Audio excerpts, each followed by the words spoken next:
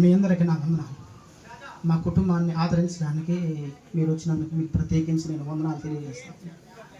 మా నాన్న మాకు ఒక ప్రత్యేకమైనటువంటి వ్యక్తి. ఎందుకంటే ఎప్పుడు మమ్మల్ని ఆయన తిట్టుల్లో ఒక ఆనందాన్ని ఎత్తుకున్నాం మేము. మా నాన్న తిట్టే తిట్టుల్లో కానీ, ఆయన కొట్టే దెబ్బల్లో కానీ, ఆయన దండించే విషయంలో కానీ ప్రతిలో మేము ఆనందాన్ని ఎత్తుకున్నాం. అయితే నేను నలుగురిని కన్నాను రా, నలుగురిలో ఒకరిద్దరైనా నేను చదివించకపోతే నలుగురు కన్నాడు పనికి వేసాడు అంటారా నన్ను. చదవనరా నిత్యము మా నాన్న మమ్మల్ని చదివించడానికి చాలా ప్రయత్నం చేశాను. ఒక్కొక్కటైనా ఫీజులు అడుగుతా ఉన్నప్పుడు నాన్న అయితే కట్టాలంట అంటే అమ్మ నేను రేపటికల్లా చూస్తానరా అనేవాడు. ఆయన తంటాలో ఎన్ని పడ్డాడో ఏం చేశాడేమో కానీ నన్ను మా తమ్ముడిని సాధ్యమైనంత వరకు చదివించడానికి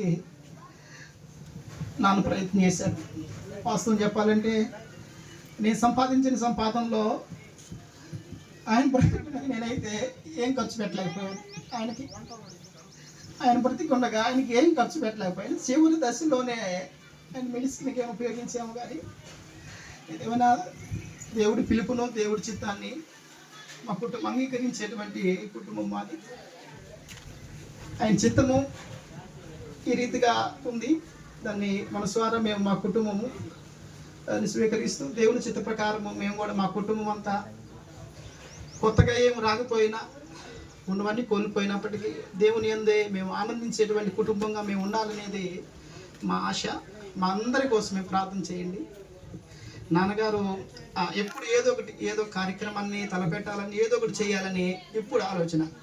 అంతటి మరణ పడకల్లో ఉండి కూడా ఒక 10,000 బైబిల్లో పెట్టుకొని ఈ 10,000 ప్రార్థన పెట్టి ఇంటి దగ్గర డబ్బులు మెడిసిన్ చూయించుకోవడానికి నాకు డబ్బులు వాటి కొరే నా ప్రాణాన్ని రక్షించడానికి ఈ వాడండిరా అని అనకుండా ఆయన ఒక 10,000 బైబిల్లో పెట్టుకొని తల కింద పెట్టుకొని ఈ ప్రార్థనకు ఉపయోగించాలి. ఇంటి దగ్గర నేను ప్రార్థనకు ఉపయోగించాలా. చివరి నోట్ని కూడా ఆయన నమ్మటువంటి పదము అది. చివరికి మా నాన్న నాతో అన్న మాట, రే పిల్లలు జాగ్రత్త, చివరి దశలో ఒక నరకాన్ని అయితే నేను ఆ చెన్నైలో చూసా. ఒక పక్క 10వ తరగతి పిల్లల ఎగ్జామ్స్, ఒక పక్క మా వైఫ్, ఒక పక్క నాన్న. ఈ సమయంలో అయితే దేవుడు నాకు ఆదరించినటువంటి వ్యక్తులు మద్రాసులో మా మామయ్య కొడుకు, తోడపట్టుకుపోయిన నా సురేష్ అన్న, నా ఎంటే ఉండి నాకు ధైర్యం చెబుతూ నిత్యం నన్ను ముందుకు నడిపినట్టు వ్యక్తి. దేవుడిచ్చిన శక్తి మేరకు మేమైతే మా వంతు మేము ప్రయత్నం చేశాం. అయితే దేవుడి పిలుపుని ఎవరు త్రోసిపుచ్చలేం కాబట్టి ఆయన పిలుపు మేమంతా తలొగ్గుతూ, ఆయన మాకంటే మా దగ్గరికంటే తండ్రి గుడి పారుష్మున సంతోషంగా ఆనందంగా ఆయన దేవుడిని స్తుతిస్తూ అక్కడ కూడా ఉంటాడని ఆశిస్తూ ఉన్నాం. మీరందరూ మా గురించి ప్రార్థన చేయండి. మనకి ఒంగోలు పట్టణం నుంచి బొమ్మరిల్ల ఆశ్రమం పిల్లలైతే వచ్చారు.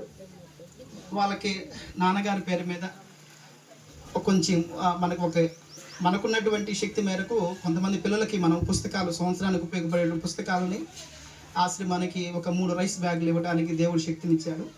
ఆ విధంగా ఒకసారి సేవకులు చేతుల మీదుగా వాళ్ళకి అందించాలని ఆశ. సేవకులు అన్నయ్య, పెద్దన్న గోవిందరావు, సమీల్ అన్న రన్న అన్న రాజా, కిరణ్, హైమ, మా నరసింహరామ, హైమ కుటుంబ సభ్యులు త్వరగా వచ్చి